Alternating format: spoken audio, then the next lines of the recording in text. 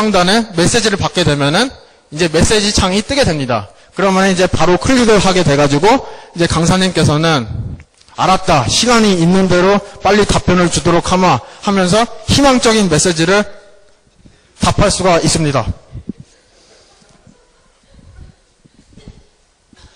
근데 이제 너무 불성실했습니다. 어디가 오류인지 그냥 단일 파일 하나만 올려가지고는 도저히 설명이 되지 않습니다. 그래서 이제 사용자는 좀 정성스럽게 업로드를 시도하고자 합니다. 이처럼 레파지토리 이름을 직접 작성하고 폴더 이름을 작성하고 그리고 파일을 직접 입력을 하는 시간을 갖고 있습니다. 이처럼 파일 입력을 하게 되면은 아이디 번호와 파일 주소 값이 바로 서블렛으로 올라가게 되고 서블렛으로 올라가게 되면은 그러면은 이제 DB에서 git 아이디랑 git 패스워드를 받게 됩니다. 그렇게 돼서 레파지토리에서는 저장소를 생성하고 그 다음에 경로를 지정하고 그 다음에 파일을 생성하는 과정을 통해 가지고 이처럼 업로드를 되게 합니다. 근데 이제 웹 서비스인 만큼의 한계점은 굉장히 많습니다. 파일을 하나하나씩 업로드할 수밖에 없는 것입니다. 그것이 가장 큰 단점이고 그 다음에 이제 보시다시피 폴더, 디렉토리를 생성하고 그리고 이제 자기가 오류가 나고 있다라고 생각하는 클래스에다가 오류가 나고 있는 부분을 컨트롤 C에서 컨트롤 V 해가지고 갖다 붙인 다음에 주석으로 이 부분이 오류가 가장 많이 나는 것 같아요 라고 작성한 다음에 이것을 자신이 폴더 안에다가 집어넣습니다. 그리고 이제 파일명은 굳이 확장명이 없어도 된다라는 사실도 가장 큰 특징입니다. 확장명이 없고 단순히 글 내용도 메모장과 같은 역할을 하여도 상관이 없으므로 만약에 디렉토리 안에다가 확장명이 없는 파일을 넣고 이렇게 글을 올리게 되면은 이 파일에 대한 전체적인 설명을 해주는 또 하나의 코멘트나 대화의 수단으로서 활용할 수도 있습니다. 이처럼 오류가 난다고 생각하는 부분에 디렉토리를 넣고 어느 부분이 오류가 나는지 입력을 한 다음에 이렇게 코멘트에다가 입력을 할 수가 있습니다.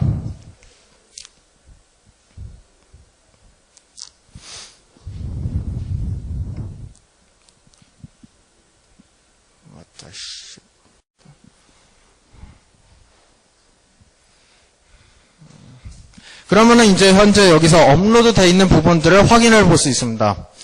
근데 너무 불성실하게 표현한 것 같습니다. 좀 더 정확하게 표현하기 위해서 사용자는 오류가 직접적으로 나고 있는 이 클래스 파일에다가 주석으로 어디가 오류가 나고 있다라고 주석으로 작성을 했습니다. 이처럼 기존 파일을 수정을 할 때 만약에 글 내용을 바꾸게 되면은 빨간 글씨로 표시가 되게 되므로 수정하는 사람이 기존 글씨를 바꾸게 될 때 어디서 빨리 변했는지 확실하게 알 수가 있습니다. 그리고 사용자는 질문자들이 더 쉽게 대답을 할 수 있게 위해서 오류가 나지 않는 오류랑 연관이 없는 파일들을 한 다른 디렉토리로 다 몰아넣을 생각을 하고 있습니다. 그래서 쓰레기 폴더라고 이름을 지정해 준 다음에 오류랑 관련 없는 파일들을 전부 한 곳에다가 몰아넣고자 합니다.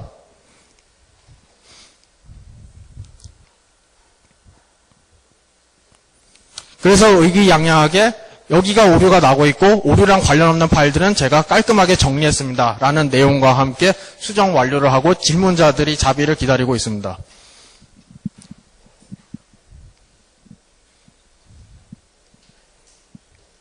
여기서 파일 리스팅 방식에 대해서 잠깐 설명을 해보도록 하겠습니다. 파일 리스팅 방식은 가장 핵심적으로 서블렛에서 기트 서버로부터 자료를 받게 되면은 트리 구조로 계산을 해서 받게 됩니다. 즉 파일마다 부모 번호가 있고 자식 번호가 있어가지고 거기에 대한 위치를 설정을 하게 됩니다. 근데 두 번째로는 기트 서버에서 디렉토리 주소를 받아가지고 이 디렉토리 주소가 파일 이름으로 결정되게 됩니다. 그 다음에 이제 마지막으로 샷값. 이 샷값이 가장 중요한데 이것은 뭐냐면은 기트 서버로 파일이 전송될 때 불러들이는 파일이 공유 주소 값입니다. 즉 만약에 트리 구조가 이 UI에 대해서 변경이 된다면은 자동으로 폼 데이터 안에 샷값이 들어가게 되고 이 샷값을 서블렛으로 다시 돌려받게 돼가지고 이 샷값을 통해 가지고 자료를 수정, 삭제를 하게 되고 이 전체적인 저장소의 샷값을 저희 MySQL DB로 저장을 하게 됩니다. 이번에는 이제 제가 이제 제 학생 A한테 답변을 할 시간입니다. 이제 학생이 이제 작성한 이제 주석과 이제 오류가 나고 있는 부분을 살펴본 다음에 이제 저는 개발에 대해서 이제 지식이 충분하지 않으므로 그냥 잘 되는 것과 같은 이제 프로그램 언어를 갖다 컨트롤 C에서 컨트롤 V에서 갖다 붙일 생각입니다.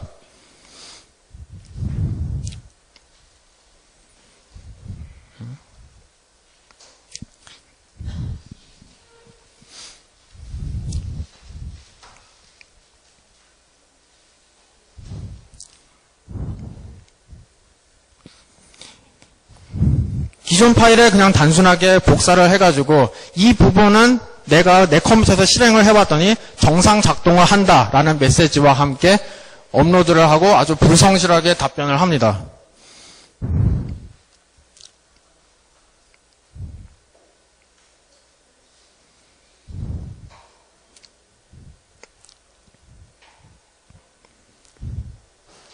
근데 이제 마지막으로 이제 그냥 단순하게 코드를 갖다 붙여놓으면은 좀 뭔가 미지근한 것 같아가지고, 그래서 쓰레기 파일 중에서 좀 연관성이 있다라고 생각하는 파일을 다시 디렉토리로 복귀시키는 작업과 함께 업로드를 하게 됩니다.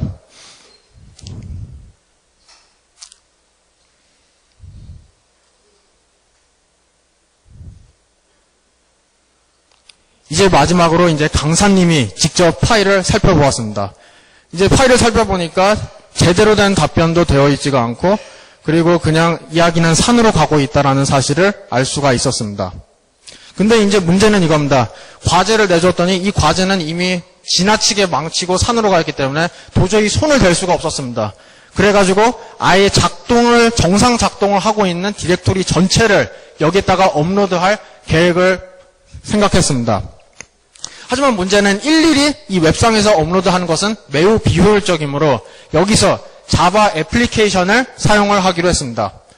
자바 애플리케이션을 왼쪽 하단에서 다운을 받게 되면은 이처럼 아이디 접속을 입력을 하게 되면은 아이디가 맞으면은 이제 접속을 정상적으로 하게 됩니다. 그러면은 이제 두 가지 기능이 있습니다. 바로 GitHub의 저장소에 바로 이제 자신이 원하는 디렉토리를 전부 업로드하는 방식이 하나가 있고, 두 번째로는 자신이 원하는 글 내용 안에다가 하나의 댓글과 그리고 수정 부분으로서 파일 전체를 업로드할 수 있는 부분이 있습니다. 지금 부분은 보시는 것과 같이 여기 위쪽 왼쪽에 보면은 이 전체 게시글이 고유 번호를 입력한 다음에 코멘트를 작성하고, 그 다음에 자신이 디렉토리를 설정을 하면은 그 해당 게시글로 자료들이 전부 전송이 되게 됩니다. 여기에서는 강사님께서 teachers라는 디렉토리 안에 내가 정상 작동하고 있는 과제를 업로드했으니까 딴 거 보지 말고 이것만을 참고해라 라고 작성을 한 다음에 업로드를 누릅니다. 업로드가 성공적으로 되면은 검은색 텍스트 파일에 업로드가 성공했습니다 라는 메시지가 뜨게 되고, 이것을 세로 고침을 통해 가지고 확인을 할 수가 있습니다. 정상적으로 파일들이 올라갔다는 사실을 볼 수가 있고, 강사님의 게시글도 마찬가지로 올라갔다는 사실을 볼 수 있었습니다. 근데 강사님은 하나의 의문을 품었습니다. 도대체 이렇게 간단한 과제를 어떻게 산으로까지 가게 됐을까? 그래가지고 학생들이 도대체 어떻게 생각을 가지고 수정했는지 살펴볼 필요가 있었습니다. 그래서 학생들이 수정한 부분에 코멘트를 클릭을 해보면은 학생들이 수정한 부분들을 일일이 확인을 할 수가 있습니다.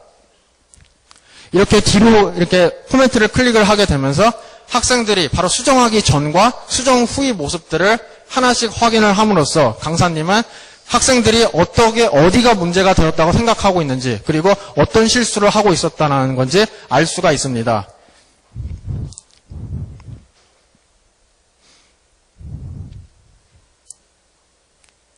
지금 같은 경우에는 처음에 학생 A가 그 오류랑 연관이 없다라고 생각해서 쓰레기 파일에다가 집어넣었던 상당한 파일들 중에서 실제로 오류의 근원이 되는 파일들이 있었다고 생각을 해서 강사님께서는 이제 잘못된 생각을 했었다라고 코멘트를 올리게 됩니다. 그리고 항상 너그러우신 강사님은 이처럼 답변을 제대로 한 후에 이제 내가 성실하게 답변했으니 꼭 살펴보고 공부를 더 열심히 하거라 라는 메시지를 올리게 됩니다. 이 자바를 레퍼지토리에 업로드하는 것은 이처럼 굉장히 간단한 구조를 가지고 있습니다. 디렉토리를 검색하는 것 하나만으로도 레퍼지토리에 전체 파일을 업로드할 수가 있습니다. 근데 이제 여기서 이제 핵심 부분이 있었습니다. 바로 뭐냐면은 강사님께서 코멘트를 클릭할 때마다 학생들이 수정했던 후와 수정했던 전의 파일 내용들을 확인할 수 있었다는 것입니다. 이것이 바로 Git 서버에서 핵심 부분이 되고 있습니다. 예를 들어 가지고 파일이 4개가 있으면은 하나를 수정하면은 저장소의 샷값이 갱신됩니다. 그리고 또 하나 수정하면 또 갱신되고 2개를 갱신하면 또 갱신됩니다. 즉 일반 저장소들은 다 이런 식으로 운영이 되고 있지만 Git 서버만이 가장 큰 특징으로는 바로 이겁니다. 저장되지 않은 파일이 있다 하더라도 그것이 위치와 그것이 내용들을 기억하고 있습니다. 그렇기 때문에 강사님은 단순히 코멘트를 클릭하는 것 하나만으로도 학생들이 어떻게 수정했는지 전과 후의 모습을 쉽게 살펴볼 수가 있습니다. 이것이 이제 기트 서버의 핵심 기능인 바로 스냅샷 기능이라고 합니다. 이제 마지막으로 강사님께서 대규모 프로젝트를 업로드하는 모습을 볼 수 있습니다. 이제 게시글을 이제 입력을 하게 되고, 그리고 자바 애플리케이션을 통해서 저장소를 직접 업로드할 수도 있지만, 기트허브에 만약에 이미 업로드 되어 있는 저장소가 있다 하면은, 이처럼 검색을 통해 가지고 자신이 원하는 스프링 디렉토리를 선택을 한 다음에 추가 버튼을 누르고 업로드를 누르게 되면은, 기트 서버의 내용들이 전부 다 업로드된 사실을 알 수 있습니다. 하지만 여기서 업로드될 때 특이사항은 뭐냐면은 검색을 한 다음에 파일을 업로드할 때 먼저 파일을 기트 서버로부터 받아온 후에 그 다음에 그걸 복사합니다. 복사한 다음에 그것을 다시 DB에다가 저장한 다음에 기트 서버로 올리게 됩니다. 이렇게까지 복사를 복잡하게 하는 이유는 뭐냐면은 혹시 한 게시판에 같은 저장소를 사용하는 사람이 2명 이상 되면은 이게 중복이 되므로 이 중복 처리를 막기 위해서 기트 서버에서 한번 받아온 다음에 복사를 해가지고 다시 업로드하는 과정을 거치는 것입니다. 그래서 이제 정리를 하자면은 만약에 문제가 발생하거나 아니면 프로젝트를 공유할 필요가 있을 때는 만약에 먼저 검색을 해가지고 이미 그 프로젝트가 있는지 아니면은 자기가 걱정하고 있는 문제에 답이 있는지를 확인합니다. 그 다음에 만약에 없으면은 그 그룹에서 카테고리를 선택해서 대규모 프로젝트건 소규모 프로젝트건 선택을 해서 글을 올리게 되고 서로 정보를 공유를 하고 문제를 해결합니다. 그 다음에 이제 마지막으로 이제 프로그램과 관련없는 단일 파일들을 공유를 할 경우에는 이제 자료 공유를 통해서 그룹 사람 전체들과 공유를 하고 메시지를 통해서 서로 피드백을 주고받는 방식인 바로 기트 공유를 하면서 소셜라이즈를 살리면서 기트 서버를 쉽게 사용하는 방식을 구현하려고 최대한 노력을 했습니다. 저희들의 기본 아키텍처입니다. 먼저 순수 자바를 사용하였고 그리고 이제 아파치와 이제 톰캣을 사용하였습니다. 여기에서 이제 누구나 다 사용하고 있는 이제 그래들이나 스프링 프레임워크 구조를 사용하고 있었고 DB는 MySQL로 사용을 하였습니다.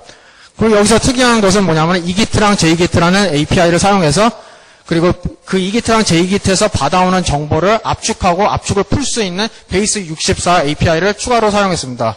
그래서 바로 자바 애플리케이션과 톰캣에 설치를 하여가지고 이처럼 기트 서버에 바로 접속이 되도록 설계를 하였고 그 다음에 직접 기트 서버가 아니라 기트허브로 접속을 해야 될 경우에는 jQuery와 기트허브 자바스크립트 API를 사용해가지고 아파치 서버에서부터 바로 기트허브로 받아올 수 있게 설계를 했습니다.